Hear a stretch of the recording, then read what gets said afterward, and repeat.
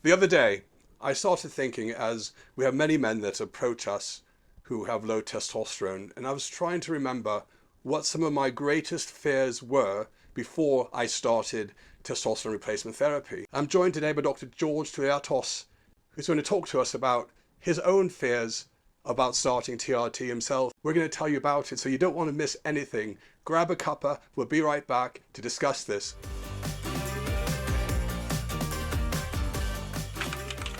Hi, George. Good to see you again. And I know everyone's curious to know about what your greatest fears. What were your greatest fears? And you can tell a little bit of a background behind how you ended up on TRT. I know you've discussed it before, but what were your fears when you realized you needed TRT and if you should take the next steps? We have discussed this thing in the past, but it's okay telling once more. So my background is from bodybuilding. I started using steroids for competitive reason at age 26. By 35, uh, I check out my testosterone in my mid 30s. It was kind of low, it was about 300. There was a time I was taking off for a couple of years. I think the longest I was off is 1.5 year. And then when I was back in preparation after my residency doing cycles, I was taking off for 3 to 4 months. And after I decided to retire, I gave it a final try for 6 to 7 months.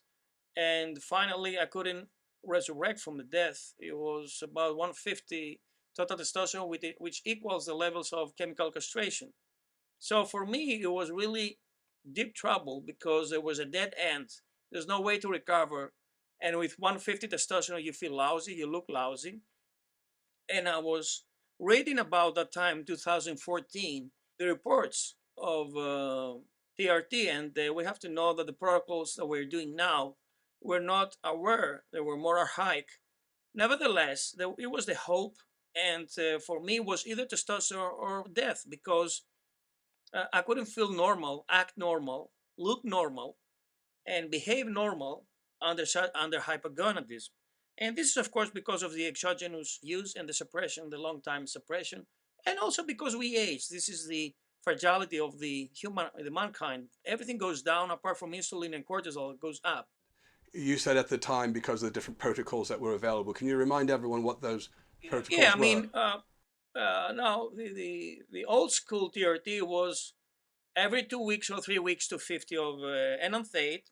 Then some bodybuilders use 250 every 10 days, or zero point 0.5 ml, let's say every 7 days, as some people do it now. But we have to admit this is not the coolest protocol.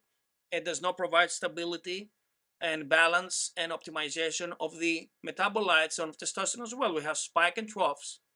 Well, some doctors believe that you don't feel a substantial difference from Monday to Sunday, but some other people are very prone to erythrocytosis or aromatization. That's why we need to break down the doses, all right?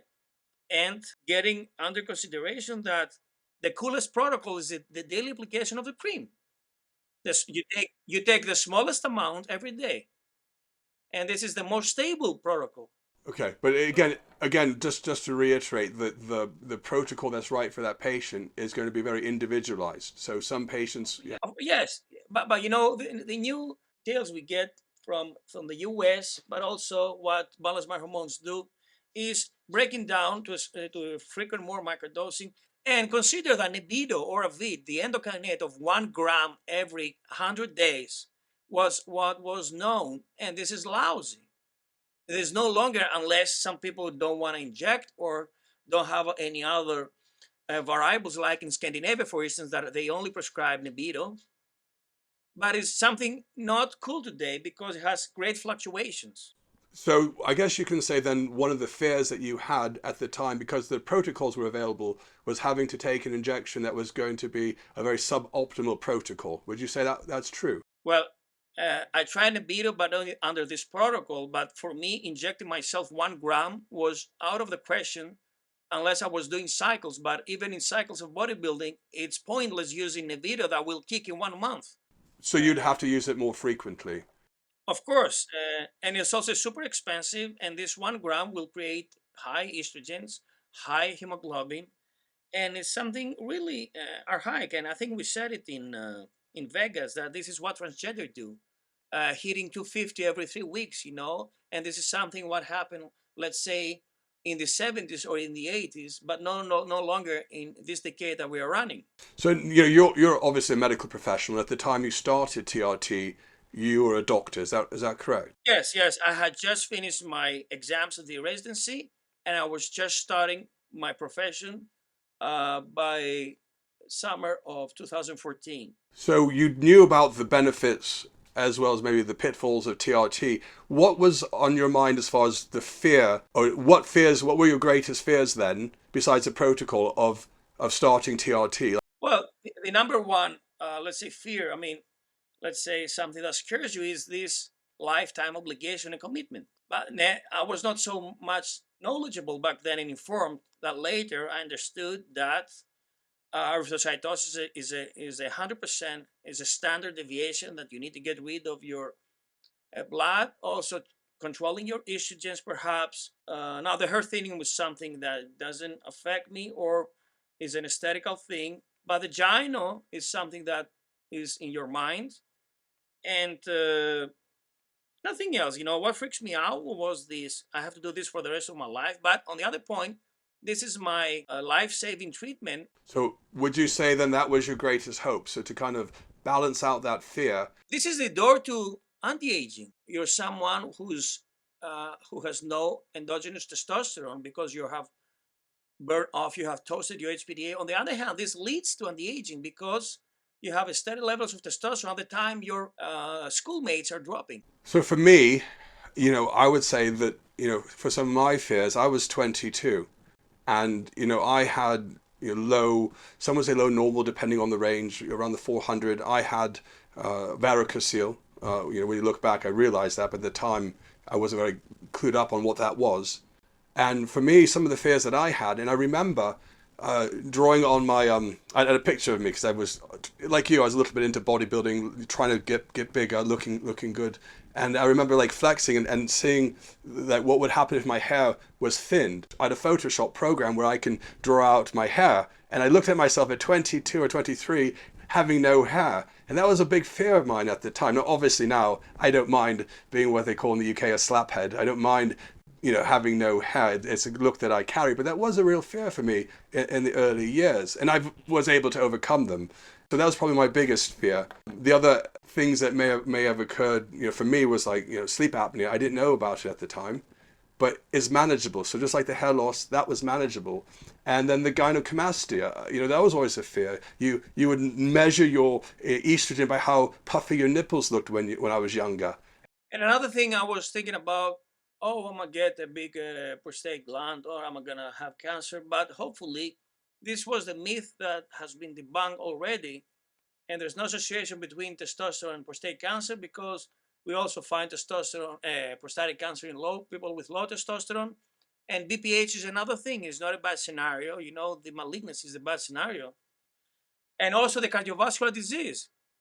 Low testosterone leads to cardiovascular disease out of metabolic syndrome, okay, which is the result of diabetes and obesity, and is the result of low testosterone. So low T leads you to heart attacks. Right, but back then, I'm talking in the early 90s, there were some doctors saying the opposite. They were saying that if you take testosterone, you're going to have a heart attack, your blood pressure will go up. What do you say to that? Under optimization, you don't get thicker blood or clotting or gynecomastia or increased blood pressure or perhaps BPH. Some people are misleading testosterone with small cycles perhaps or abuse of testosterone or even 250, which is above the TRT standard dose, or they are misjudging the testosterone with the anabolic steroid, which is the derivatives of testosterone. For everyone who's watching, please leave your comments about what are your greatest fears before starting TRT and what would be your greatest hopes. And we have a comment from someone who recently made a comment. I found it interesting. I wanted to bring it up with you, George, to see what your thoughts are. So as a younger person who's around 23 years old, and they said they've been experiencing symptoms of low testosterone. and they noticed that the levels on one blood test were around 500, and the next blood tests were around 330. They do shift working, so that could affect why maybe their levels were low on the second one. But they also think they've got real low T, and they've been experiencing all the symptoms like lack of desire for intercourse, lack of motivation, the regression at the gym, and they feel like TRT could help, but they're a bit worried about some of the perceived side effects. What would you tell this patient? What would you recommend for this patient if they've got blood tests that are showing under 400? Well, I think that it matters the time you're doing this. If you have lack of sleep, if you have alcohol consumption, if you take vitamin supplements, if you had sex, if you have sexual intercourse, or an overtraining workout the day before, and if everything of this is excluded, then check out your free testosterone that works. Because there are people with 500 total, which is the middle, it's the 50%. But however, because the HHPG is 100, the free testosterone is below 50%. So this is the problem.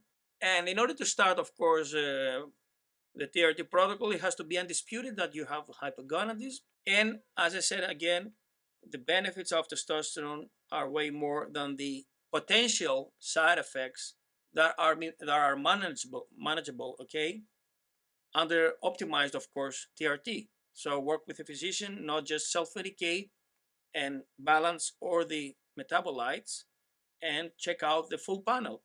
Absolutely. So that's a good answer. So for anyone else, let us know what your issues have been or fears have been around it. And I've got one final fear, and that's the fear that you won't like and subscribe to the channel. So make sure you thumbs up the video, and hope to have your comments so we can reply to them next time. Thanks, George, for being on the channel. We'll do it again soon.